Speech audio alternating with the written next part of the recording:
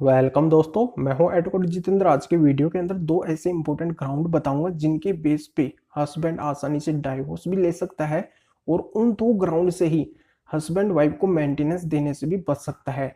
अगर ये दो ग्राउंड ही हस्बैंड के पास में है तो हस्बैंड को कोई टेंशन नहीं आने वाली है, आसानी से उसको डाइवोर्स भी मिलेगा और साथ में वाइफ को मेंटेनेंस देने से भी बच सकता है। तो ये कौन से ग्राउंड है, क्या क्या बातें इन ग्राउंड के अंदर कही गई है, किस तरीके से हस्बैंड के लिए इंपॉर्टेंट है, पूरी जानकारी इस वीडियो के अंदर मैं क्लियर करूंगा। तो बिल्कुल अंत तक आपको ये वीडियो देखना है, पूरी जानकारी आपके समझ में आ जाएगी। उससे पहले बता दूं, इस चैनल को सब्सक्राइब नहीं किया तो सब्सक्राइब भी कीजिए, बेल आइकन दबाइए, वीडियो को लाइक करके शेयर कर दीजिए। मेरे से अगर बात करना चाहते हैं, कोई भी लीगल प्रॉब्लम है तो वीडियो को डिस्क्रिप्शन में नंबर दिए गए हैं, पॉइंट बटन लेके मेरे से बात कर सकते हैं। तो चलिए शुरू करते हैं।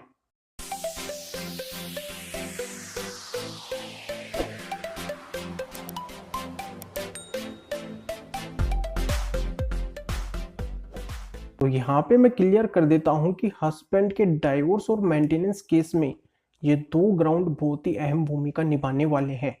अगर इनके अलावा कोई ग्राउंड हस्बैंड के पास में नहीं है तो भी हस्बैंड को कोई टेंशन नहीं आने वाली है।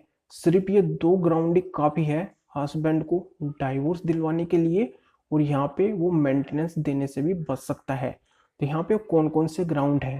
पहला ग्राउंड तो इसमें यह आता है कि अगर वाइफ हस्बैंड को बिना किसी रीजन से छोड़ के चली गई है और उसे 2 वर्ष या 2 वर्ष से ज़्यादा हो गए हैं, यानी कि वाइफ अलग है हस्बैंड से 2 या 2 वर्ष से ज़्यादा से, अगर वो अलग है तो ये एक ऐसा इंपॉर्टेंट ग्राउंड है हस्बैंड के पास में। अगर इस ग्राउंड को अगर वो कोर्ट के अंदर प्रूव कर देता है और वो डाइवोर्स के लिए अप्लाई करता है तो उससे बिल्कुल 101% डाइवोर्स मिल जाएगा। सिर्फ इस एक ग्राउंड से ही उसे डाइवोर्स मिल जाएगा।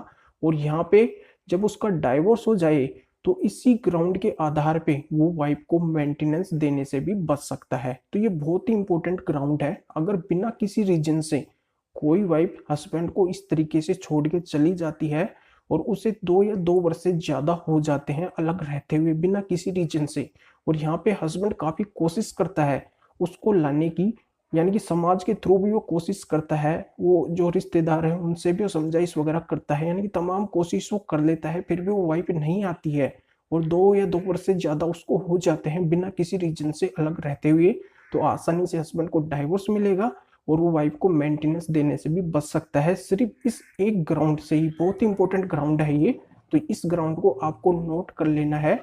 बहुत ही इंपॉर्टेंट ग्राउंड है। अगर आपके केस में भी ये ग्राउंड है तो बिल्कुल आपको सक्सेस मिलेगी 101%। दोनों केसों में ये ग्राउंड काम आने वाला है। डाइवोर्स और मेंटेनेंस दोनों के अंदर 101% ये ग्राउंड काम करता है।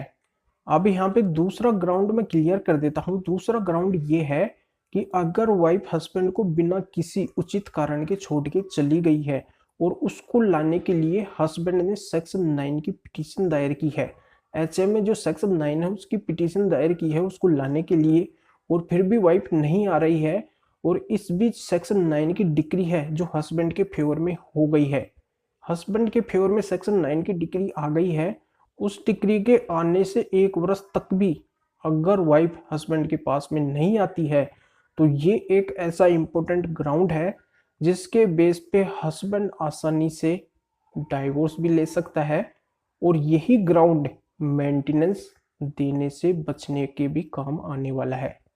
यानी कि वो वाइफ को मेंटेनेंस देने से भी बच सकता है सिर्फ इस एक ग्राउंड से ही। बहुत ही इंपॉर्टेंट ग्राउंड है, इसको नोट कर लीजिए। तो यहाँ पे दोनों ग्राउंड आपके क्लियर हो गए होंगे। अब मैं यहाँ पे क्लियर कर देता हूँ CRPC 125 मेंटेनेंस केस की। यानी कि मेंटेनेंस केस में भी ये बातें कही गई है कि अगर वाइफ बिना किसी उचित कारण के हस्बैंड को छोड़ के चली जाती है और बार बार वो कोशिश करता है फिर भी वो नहीं आती है, बिना किसी कारण के छोड़ के चली गई है, तो मेंटेनेंस नहीं ले सकती है, वो मेंटेनेंस की हकदार नहीं बनेगी, उसको मेंटेनेंस नहीं मिलेगा। ये CRPC 125 में भी साफ साफ क्लियर किया गया है। और यही बात यहाँ पे लागू होती है जो मैं यहाँ पे दो ग्राउंड आपको बताया हूँ कि अगर वो 2 वर्ष से ज्यादा हस्बैंड से अलग है तो हस्बैंड को डाइवोर्स भी मिलेगा और मेंटेनेंस भी नहीं देना पड़ेगा। और यहाँ पे दूसरा मैंने बताया कि HMA सेक्शन 9 की डिग्री अगर हस्बैंड के पक्ष में हो जाती है तो उसको डाइवोर्स भी मिलेगा और मेंटेनेंस भी नहीं देगा। तो यहाँ पे दोनों बात यहाँ पे क्लियर हो गई होगी कि वो जो दोनों ग्राउंड मैं आपको बताया हूँ वो दोनों डाइवोर्स की ग्राउंड है, पर वो दो ही ग्राउंड मेंटेनेंस देने में भी काम आते हैं। यानी कि वो वाइफ को अगर मेंटेनेंस नहीं देना चाहता है हस्बैंड, तो ये दो ग्राउंड यूज कर सकता है। बहुत इंपॉर्टेंट ग्राउंड है। तो दोनों जगह ये ग्राउंड काम में आ रहे हैं, एक तो डाइवोर्स में और एक मेंटेनेंस में। तो बहुत ही इंपॉर्टेंट ग्राउंड है। अगर ये दो ग्राउंड ही अगर आपके केस के अंदर है तो कोई टेंशन वाली बात नहीं है और कोई ग्राउंड की आपको आवश्यकता नहीं पड़ेगी। तो ये पूरी जानकारी आपके समझ में आ गई होगी। तो वीडियो को लाइक करके ज़्यादा से ज़्यादा शेयर कर दीजिए और लोगों को भी इस जानकारी का पता चल सके। तो फिर आगे मिलेंगे आपसे नए वीडियो नए टॉपिक के साथ में। आप सभी का बहुत बहुत धन्यवाद।